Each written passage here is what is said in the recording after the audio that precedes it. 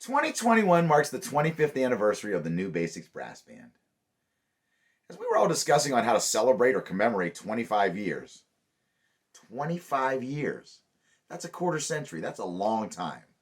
I suggested we do a documentary. Only problem is we were in the middle of a pandemic. I had no idea how to tell a story or do a documentary in the middle of a pandemic. So what did we do? Got out the phones, dusted off the memories, and I told a story about some kids from the Midwest who put together a brass band based on their love for New Orleans brass band music and put their own flavor on it.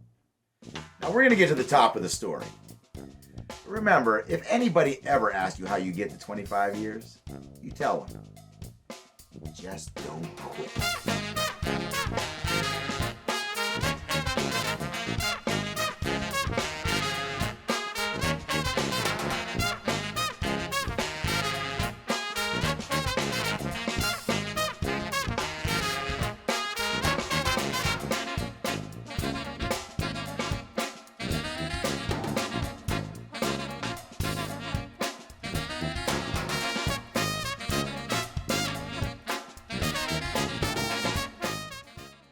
Why did I form New Basics Brass Band? Well, the simplest answer to that is that I wanted a gig.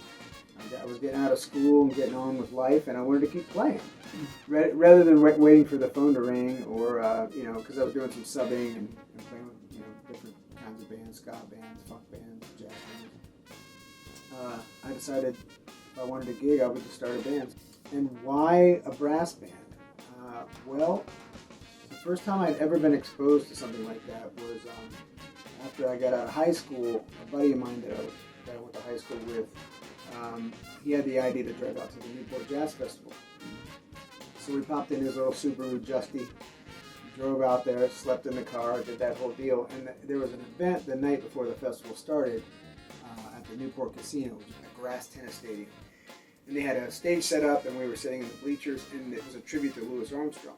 So we wanted to make sure to go to that. Of course, being a trumpet player, super huge Louis Armstrong fan, and I wanted to check it out. And it featured Wynton Marsalis, Doc Cheatham, John Faddis. I think Ruby Braff was on that too, cornet player. Those were like the featured artists. And it was backed up by this brass band. I think it was the Liberty Brass Band. And when I heard that, of course I'd been familiar with New Orleans music a little bit, listening to some Louis Armstrong, but I had no idea about that. It's the first time I encountered it live, in a live setting. I was like, man, that's pretty sweet. And I kind of took that back in the memory banks. And as time went on, I started listening to that music more, and I started discovered the Dirty Dozen Brass Band and some other brass bands. Kind of got into it as I was going through school. In the summer of '94, Rob McAbee and I went to the Columbus Jazz and Ribs Fest, and one of the bands playing there was the Olympia Brass Band from New Orleans. They were all dressed in their uniform type of gear. They had the black pants and the white shirts, and they had the black and white hats that they wore. We're listening to them play, and then at one point during their set, Rob turns to me and says, I really want to put a band together like this. I thought, okay, whatever. I didn't really give it much thought at the time, but it wasn't long after that Rob started making some phone calls, putting people together, and we started writing music. Johnny Bachman was writing ridiculously great music. The late Brian Casey had written some great stuff. I know Aaron Molnar and Dave Bushy and Rob McAbee, they were all writing things that were all so very good. We just had to learn them, and they had to become our own. So it took a while to figure out how to write music for this band, but eventually we started getting the hang of it. So we got together, and around that time, after our first rehearsal, I saw that the Dirty Dozen Brass Band was coming to Columbus, and they're playing at Stashes, that great club called Stashes. So I picked up the telephone, dialed the number, and I called up the club, and this guy named Dan Dugan answered the phone. I said, hey, I saw the Dirty Dozen is coming to town. I lead a brass band. Could we open for them? So Robbie calls me up, and to tell you the truth, I was not aware there was a brass band in Columbus. So he's asked me if they can open for the Dirty Dozen Brass Band. So our first gig ever in public was playing at Stash's, opening for the Dirty Dozen, the band that the band was kind of modeled after. And I'm like, that would be awesome. And they show up. They had people parading around the room. I guess I just never really thought about what instrument to play. So I had a tuba. I had a big 5/4 size tuba that I was playing on at the time. And I walked in, I'll never forget this. I don't think Rob remembers it, but I remember it. And I walked into the bar, and I'd invited my parents because, of course, this was a big gig. My dad's sitting down in the front of the bar, and I'm playing my tuba, and Rob looks at me and goes, "I kind of thought you'd bring a sousaphone." Well, I didn't own one, right? And so I said, no, man, everybody's doing it on tuba these days. Yeah, sousaphone, that's a thing of the past. And so we get through the show, and we're playing, and we get to talk to the guys, and the guy looks me right in the face and goes, "How long are you going to try to carry that thing around before you can, play the sousaphone? It's a lot easier." So here are my memories of the first gig. Terrible, awkward, not great. We all had music stands. That first gig at Stash's, we really didn't know what we were doing. At least I didn't. Maybe everyone else did. But I didn't know what I was doing. We were all reading off the charts. And it was one of those things where I think we played at least one, if not 2 or 3 actual Dirty Dozen tunes in front of the actual Dirty Dozen. We had like 3 or 4 songs, maybe 5, but we were supposed to play quite a bit. And I think our idea was we'll just vamp, right? We'll just keep playing. And eventually this magic will happen. The guys in the band were so gracious to us. They were so supportive and really encouraging. They were so gracious and they were so nice. That wasn't what I was expecting. I was really expecting these big time musicians, which they are and they were then too. But I really expected them to be kind of standoffish and mean, and they weren't. And it was really nice that when we got off the stage, it was, "Yeah, you sound great." It's one of those things that I've always experienced from great people, great musicians. There's a level of support and humility among those kind of people. But the cool thing is we made our first record in 1997, and when we did that adventure, a couple of the guys from the Dirty Dozen came back through town around that time, and we connected with them, and a couple of them were playing on that record. And we played a couple other shows with them after that. We played that first gig, and then we were kind of off and running. Started booking clubs around town, and we put together a little promo kit and just kind of went at it. Back in the early days, we seemed like we were working a lot at a lot of different places. We'd take any gigs we could, I think. A lot of it I don't remember. A lot of it was really crazy. When it comes to playing gigs, there's always something going on. Even the other night we had Crazy Cowbell Guy come up on stage, and there's a lot of that. There's a lot of people who just feel like it's time to get up there with the band. Sometimes that works out great. Sometimes we engineer that, and sometimes it's just like rough. But the thing about the band, we played a variety of gigs. On one hand, we will try anything. Rob always comes up with something crazy that everybody says, "It'll never work," and then it works. Like almost all the time. So, there's lots of opportunities, whether it's doing like an outside parade thing or a club gig or a festival or a private show. But sometimes you see those things and it's like, that was a great idea. And sometimes you do those things and it's like, what were they thinking? Or what were we thinking in doing this gig? And one of those I can think about was Cap City Diner. It's a restaurant, and then you have this brass band in the restaurant, like right by the tables. And of course, we start playing, and it's like, "Can you guys play any softer?" "Sure." "Can you play any softer?" "Sure." And at that time especially, it wasn't a soft playing band. It was like pretty hard, especially when it came to the trumpet players. And Johnny and I were playing trumpet, and there was one of the tunes that kind of went way up high, and when I went to play that part, I was trying to play soft, so I kind of like squeezed in and just tried to squeak it out. So it wasn't too loud in this little restaurant. And when I went to do that, the next thing I know, I was coming to, and I was on my way to the floor. I'd like choked my air off or something, like choked myself out. Came up in time to like kind of catch myself. I think John grabbed my trumpet. So I just immediately got up and went into the bathroom and tried to collect myself. But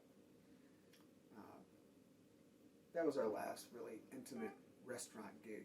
It was very early on when I was playing with the band.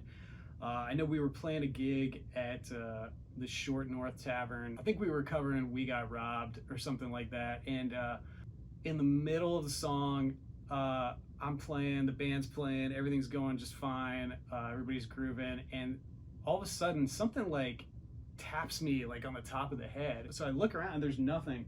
And then like half a second later, there's this splash and it like bounces off and like hits me in the face. And I realize all of a sudden there's like this white chunky stuff all over my drum set. And I'm like, what the heck? And I look up, there was like a drop ceiling and there had been like a leak or something in the apartments above the bar. And there's literally like ceiling tile crumbling and just falling apart and spilling all over my drum set and me at the time. We're still in the middle of the song and I kept playing and it's just like making this horrible mess and like I couldn't do anything about it. It was one of the craziest, like most random things that ever happened and to me while I was playing. You know, we've played to audiences big and small. More small than big, but some of them are really crazy.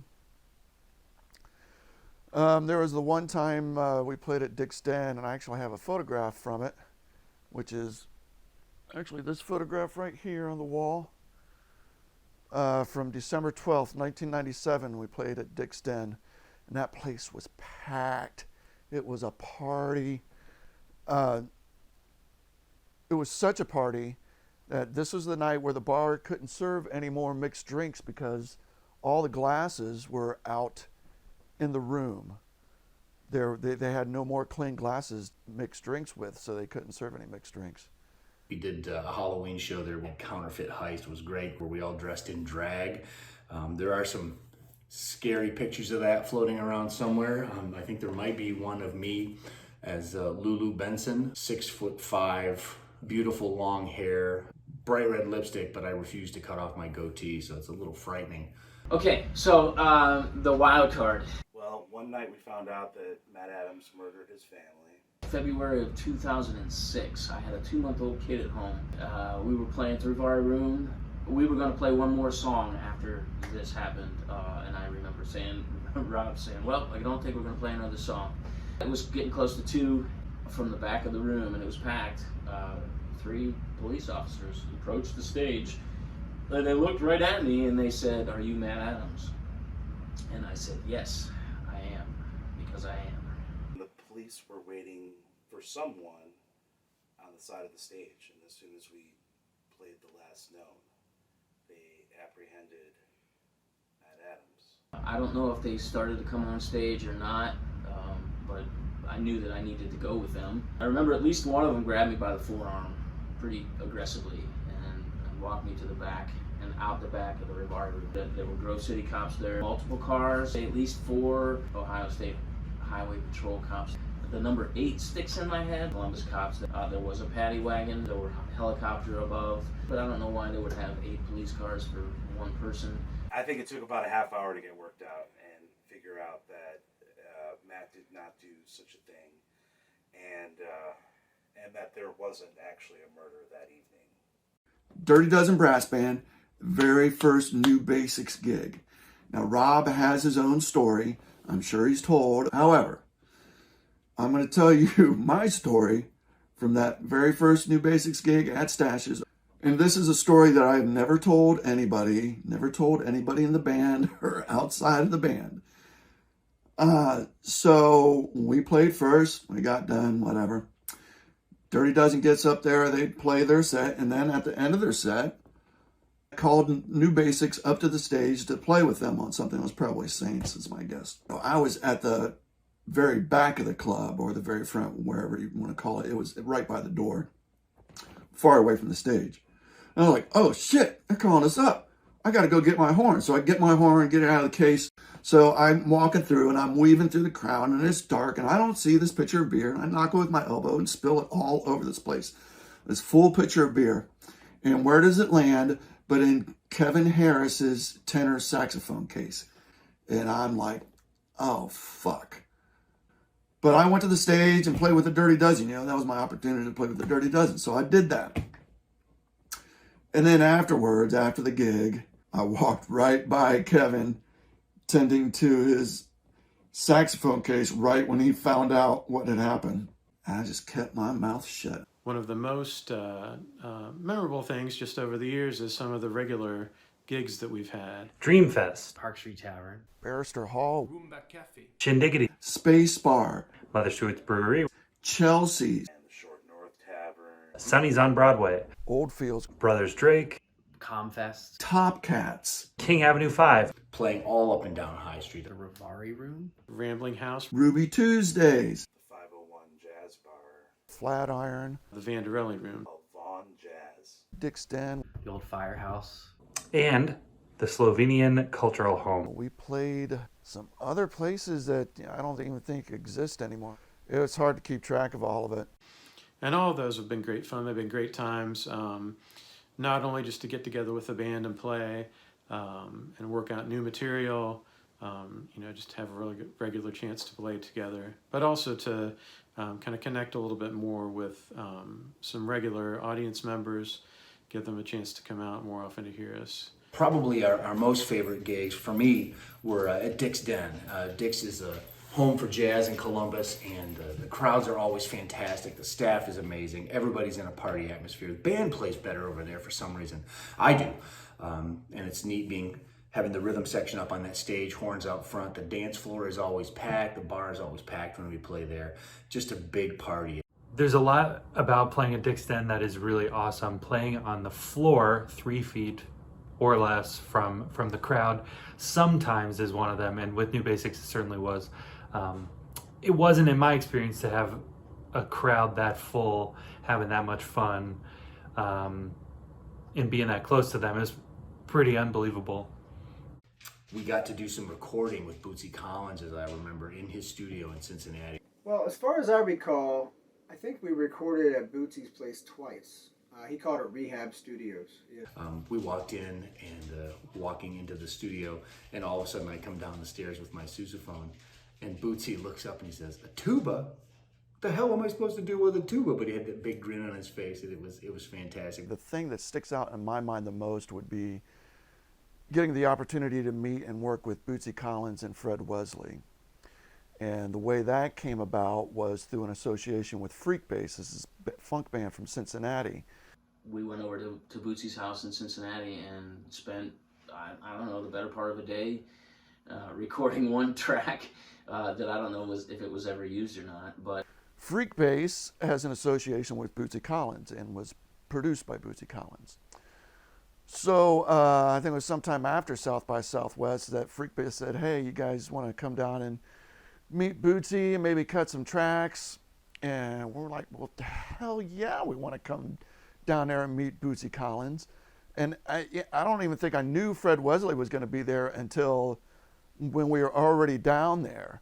I go around the corner, and who is sitting there but Fred Wesley, the trombone player from the JBs and James Brown's band. You know, just getting a hang of his vibe was so awesome. And then Fred showed up a little bit later, and he comes in and he lays down some tracks. And then we come in and lay down horn tracks with him. It was just all crazy. I still can't believe that I even got to do that. That was phenomenal, and it was such an influence. Boy, we've been doing a lot of talking about the New Basics Brass Band and what's been going on over the past 25 years. I think, however, we should take a couple minutes to check out some of the sights and the sounds of the New Basics Brass Band over the past quarter century. I challenge you to keep your eyes off of Tim Perdue. Hey everybody, that's the music of the New Basics Brass Band, and they're live in our studio today. And with us we have John Bachman and Rob Maccabee. Thanks for joining us. Our pleasure. Thanks. Hey, first off, introduce the other fellas over there. Love to.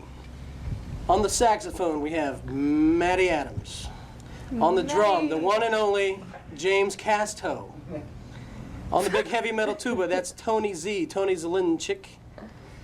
And of course, on the trombone, ever happy, Chris Cromley. All You right. guys wail, man.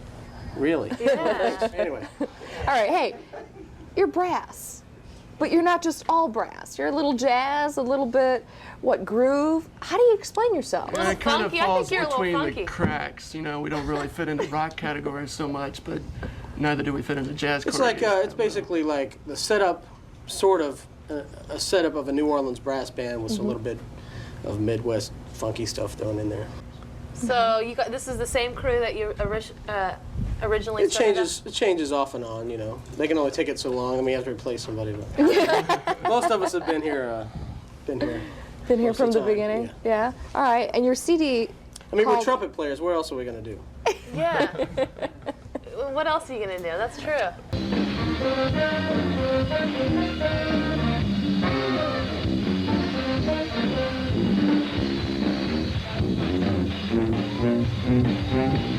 Was it all right tonight? Yeah, come on, get on the stage. Come on, right here. Come on up, come on up, come on up. Get on the stage with us. Get on the stage. Come on. Okay, come on up. We're not done. Come on, come on, get on up. Come on. Come on, come on, come on, come on. Get it on, come on up. Bring the party on up. Bring the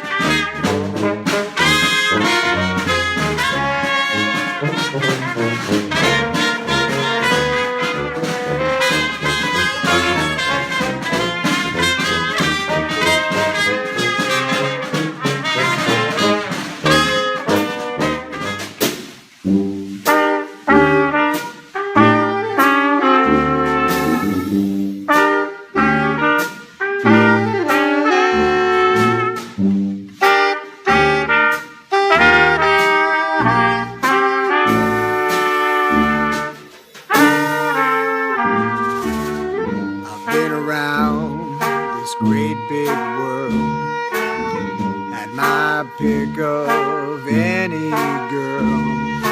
You'd think I'd be happy, but I'm not.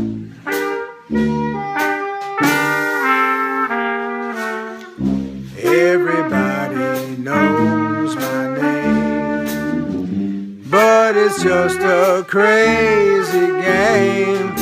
Whoa, is lonely at the top.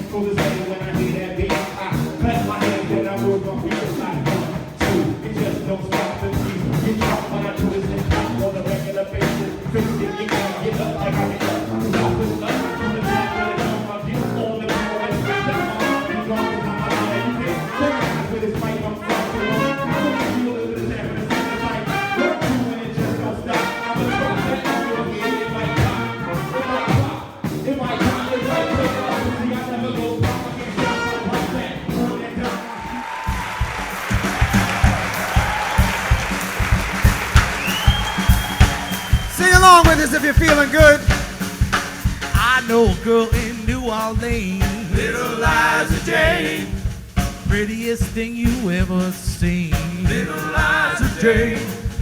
I know a girl in Ohio, Little Liza Jane, where the corn grow tall by the Scioto, Little Liza Jane, Ohio. Oh, Little Liza Jane. Come on.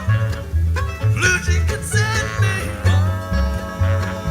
Somebody send me. Somebody send me. Somebody send me. Somebody, somebody. Somebody send me. Somebody send me. Somebody send me.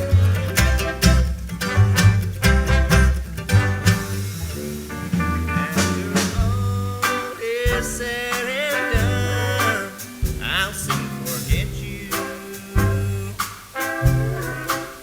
Although I know that it'll be so hard to do. You can't shine your shoes and wear a suit. You can wear a suit and look quite cute. You can't hide your face behind a smile. One thing can't hide when you're crippled inside. One thing you can't hide is when you're crippled inside. You can't hide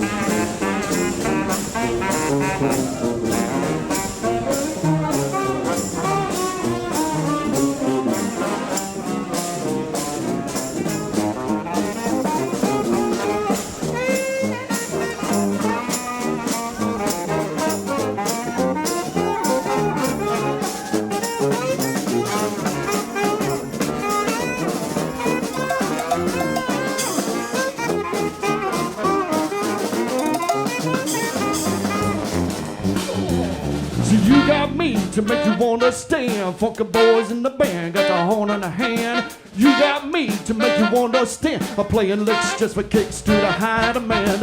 You got me to make you understand. I got the slug in the glove and the devious playing. Oh, you got me to make you understand. New basics spread that funk out across the land. You got me to make you understand. Say you got me to make you understand. Yeah, you got me to make you understand. Say you got me to make you understand. So we're gonna send you out with this one, and just do whatever you feel like doing, I guess. Thank you all for being here.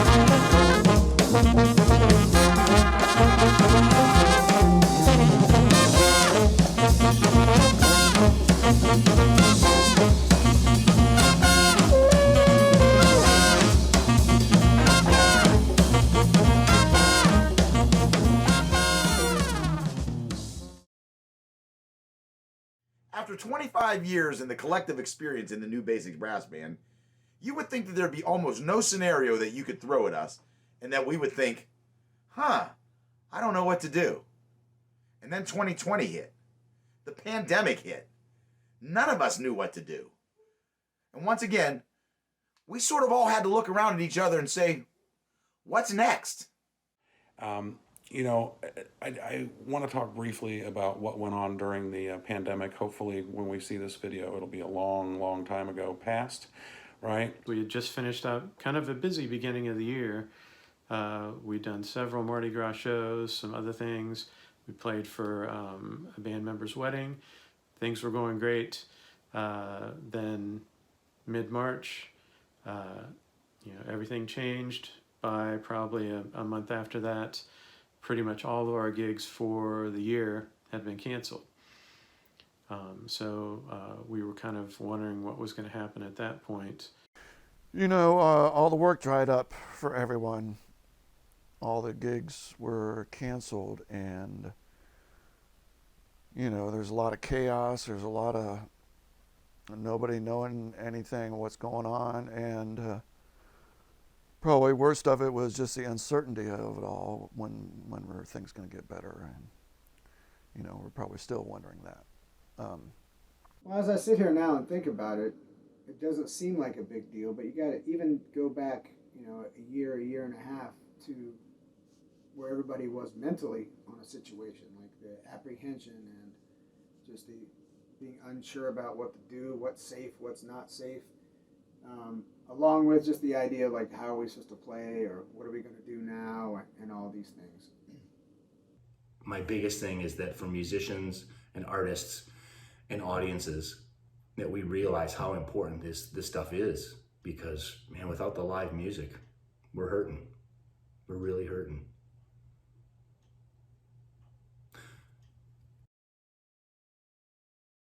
While we were all kind of shut down and kind of wondering what was going to come next, Rob got a hold of us all and said, hey, we should do these pop-up concerts. The pop-up shows were pure genius. So the pop-up thing started happening when it actually got started by a fan, a customer, who asked us to come out and play. It was either a birthday or an anniversary. And we had done a couple things like that before, and a few other musicians have been doing similar things, going around on pickup trucks and playing in neighborhoods and things. And when that came up, I think that was probably April-ish, late March, April, and I checked in with a couple of the guys, and everybody was just like, I don't know. I'm not sure if we're ready for that. I don't know what it's involved. And I was like, well, okay. And I turned him down. I said, no, I can't get a band together. We don't know what to do. We're not super comfortable yet.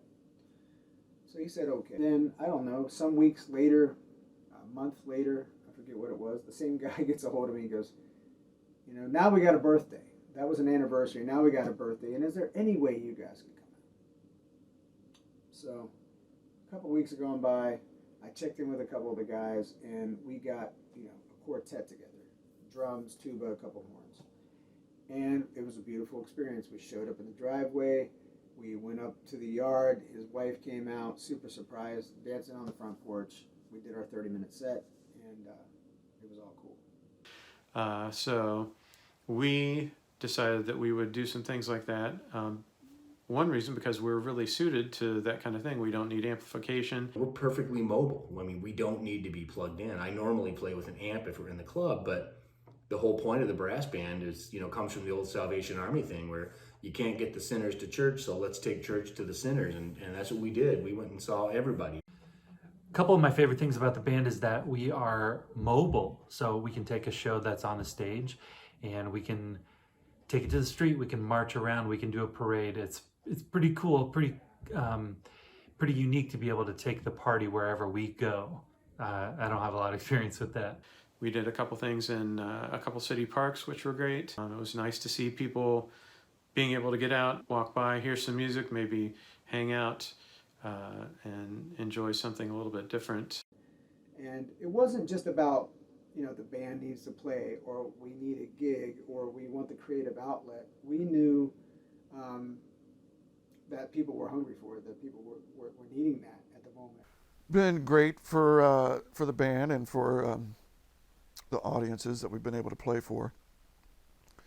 To be able to spread a little bit of joy that way, where people have been cooped up, quarantined, that's certainly helped a lot of people doing that. Brought a lot of joy to people that didn't really have too much. The people that were involved in those, that had hired the band, that happened to be next door to the people that hired the band, just the look on their faces, they were so happy, they were so excited because there was live music. It was in their yard, it was in their driveway, it was in the middle of their street. It's been nice to be able to get out, even in all this and play a little bit. Good to, play with the other guys in the band and keep things going that way. But we did also a few just go out and play. Like we went to Schiller Park, we went to Goodale a couple of times, maybe another neighborhood where we just went out and played just for the sake of playing. And I remember that Schiller Park one because we roamed around a little bit, but we ended up setting up by that little amphitheater where they do the Shakespeare in the Park. And even though people were spread out, there was still apprehension in the air and everything. But you could just see, like, when we started playing, you could just see, like, some people gathered a little bit, and you could just see, like, the shoulders drop a little bit. You could see, like, a little bit of relaxation, a little bit of ease now, like, maybe a little bit of normalcy, maybe just a little bit of joy, maybe just a little bit of live music. And that was really encouraging to us and something that we, I personally can say I love doing because, being able to share that with people made a lot of difference for myself and for the band.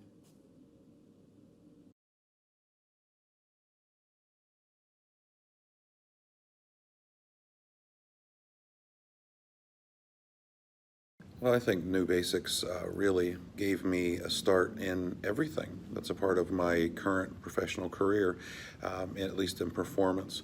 I didn't know what a monitor was. I didn't know how to use one. I didn't know how to use a microphone. I was a tuba player.